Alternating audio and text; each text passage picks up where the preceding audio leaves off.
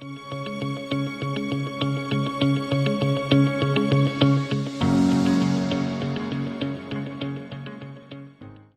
ये जो सही मायने में गुरुजन होते हैं वो साक्षात यहाँ बैठे हैं।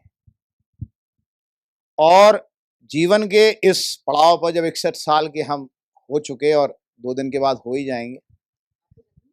नहीं, जन्मदिन तो 6 दिसंबर था, लेकिन रिटायरमेंट की ऐसे हम मानते हैं कि भाई 31 दिसंबर को रिटायर हुए। तो जो शिक्षक में जो गुण होने चाहिए वो सारे गुण हमारे मंचासीन, हमारे तीनों जो विभूति यहाँ बैठे हैं, डॉक्टर बलजीत, डॉक्टर संदीप, शिवाजी।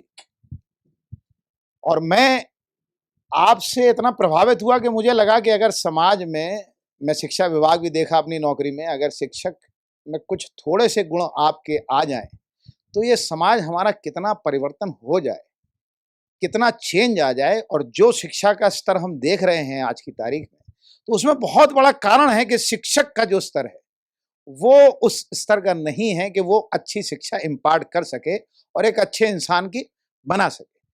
हमने 3 दिन में, खासतौर पे 3 ही दिन थे जो हमारे थे, कार्य के दिन थे। एक दिन तो हम आए और आज हम जा रहे हैं। इस 3 दिन में इतना ज्ञान, इतनी सारी हमारे दिमाग से जो हमारे छाया थी सारी हटाई, और इतनी बेहतर तरीके से आपने हमें हर चीज का शिक्षा दिया, इसके लिए हम आपके आभारी हैं।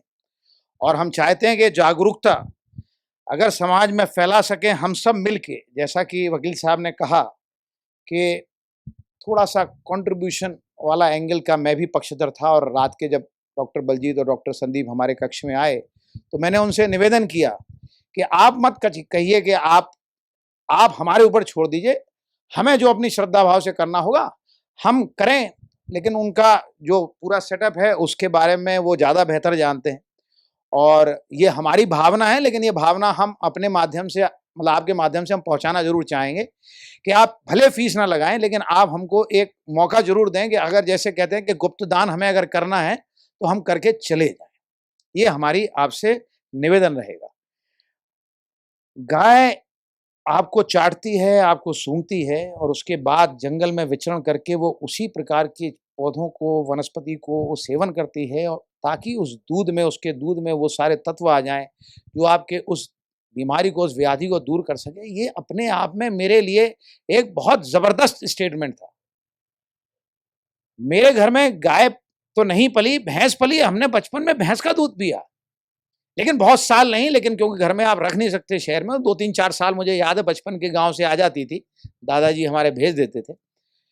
और गांव में मेरे सब कुछ है। और मैं अब रिटायरमेंट के बाद, अब इस लेक्चर के बाद 5 दिन के बाद, अब मैं और ज्यादा दृढ़ संकल्प हूं कि मैं अपने गांव वापस जाऊं, और मैं अपने गांव में जाके वही जीवन शैली जो मैं यहाँ से सीख के जा रहा हूं, और मैं चाहूंगा कि उसका प्रचार प्रसार मैं छोटे से, मैं पकड़ूंगा बच्चों को।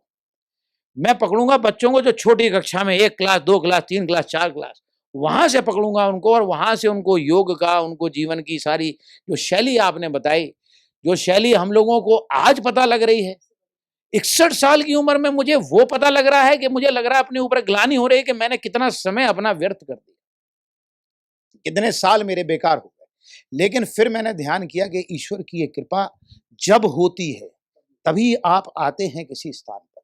आप जो बैठे हैं हमारे साथी, यहाँ संयोग से ना आए, ये सब आपको यहाँ आना ही था, इसी समय आना था। आप इससे पहले चाह के भी नहीं आ सकते थे। तो हर चीज जो समय से होती है जीवन में, किसी पर्पज से हमारे जीवन में आज हुई है, इसका एक कोई बहुत बड़ा गोल है जो हम सबके माध्यम से ईश्वर पूर्ण कराना चाहता है। आप माध्यम हैं उसके। तो ये हम सबको यहाँ से ये भावना लेकर जानी है कि यहाँ आके सिर्फ हमने स्वास्थ्य लाभ नहीं किया, हमने यहाँ बहुत कुछ ऐसा सीखा है जिससे ईश्वर चाहता है कि आप इसको और लोगों तक पहुंचाएं। उसका एक बड़ा लक्ष्य है, उसका एक बड़ा गोल है, और इस गोल को हम लेके जाएं। उसके बाद जो स्टाफ है, सपोर्टिंग स्टाफ, जो सारे हमारी बहनें, हमारे भाई यहाँ बैठे हैं, जो सुबह से लेकर शाम तक हमारे साथ रहते हैं, भोजन हमारे को खिलाते हैं, प्रेम भाव से बनाते हैं, वो भावना जब वो आते हैं, आपने महसूस किया होगा कि आप कभी कोई आपके कमरे में आता है, सडनली नेगेटिव एनर्जी भर जाती है उस कमरे में। या आप किसी के कक्ष में जाते हैं, किसी से मिलने जाते हैं, आप एकदम नकारात्मकता से भर जाते हैं। और किसी से आप मिलते हैं, सडनली आप एकदम पॉजिटिव, वो आपसे बैठा है, दूर बैठा है, लेकिन आप एकदम से पॉजिटिव एनर्जी। तो जो ऑरा है, जो आभा मंडल है हमारा, जो नकारात्मक भी हो सकता है, सकारात्मक भी, आप महसूस करेंगे कि जो हमारे स्टाफ थे उनका पूरा आभा मंडल सकारात्मक था। गुरुजनों का तो है ही, लेकिन जो हमारे स्टाफ थे वो जब आते थे सवेरे तो आपके मन में एक पॉजिटिव एनर्जी भरती थी। आपके जब कमरे में वो आते थे, पहले काढ़ा देते थे आपको, फिर उसके बाद आपको वो त्रिफला देते थे। अब त्रिफला की एक छोटी सी कहानी है, बहुत छोटी सी। बचपन से मेरी माँ मेरे को बताती थी कि उनके पिता यानी मेरे नाना त्रिफला से पानी से आंख धोते थे। बताती थी, चली आई, दिमाग में रही। लेकिन जब बड़ा हुआ, कभी कभी जब मन में आता था, त्रिफला जब फाँकते थे तो ये सोचते थे कि इससे नाना जी आंख कैसे धोते होंगे, तो आंखों में गड़ता होगा। आप अगर पाउडर का पानी लेके अगर आप डालेंगे तो आंखों में किरचेगा।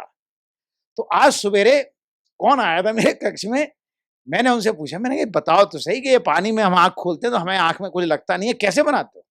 तो उन्होंने बताया, साहब इसको हम पहले सॉलिड कूटते हैं, ये पाउडर से नहीं बना सकते आप। जो त्रिफला पाउडर डाबर का मिलता है आप उससे नहीं कर सकते। आपको त्रिफला की मात्रा जो बताई गई है उसको लीजिए, कूटिए, पोटली में रखिए, रात में भिगोइए, उसके बाद जो पानी आएगा उसको 2 बार छानिए और उसके आप आँखें धोइए। और ये मैं कहता हूँ, इससे बड़ी आई वॉश हो नहीं सकती, इससे बड़ा और कोई आई टॉनिक नहीं हो सकता। जबकि मैंने अभी मात्र 3 दिन किया है, लेकिन मेरे दिमाग में बचपन से घुसा हुआ था कि त्रिफला से आंखें धोने से आंखें अच्छी होती। तो ऐसे ज्ञान का जो भंडार आपने 3 दिन में हम लोगों के सामने रख दिया, मैं एक-एक का बखान नहीं करना चाहता, लेकिन यहाँ से हम बहुत कुछ सीख के जा रहे हैं। जो आधे-अधूरे आए थे उससे बहुत पूर्ण होके जा रहे हैं। मैं आपका पुनः आभार व्यक्त करता हूँ, पूरे स्टाफ का आभार व्यक्त करता हूँ, और ईश्वर करे इसी प्रकार से फलता-फूलता रहे और तरक्की करे। आगे जब सालों में कभी मौका ईश्वर देगा दोबारा यहाँ आने का, तो हम पाएँगे कि और लोग यहाँ, और बड़ा कैंप जो है वो चल रहा है, 3-4 कॉटेजेस बनी रही हैं, आगे भी बनेंगी।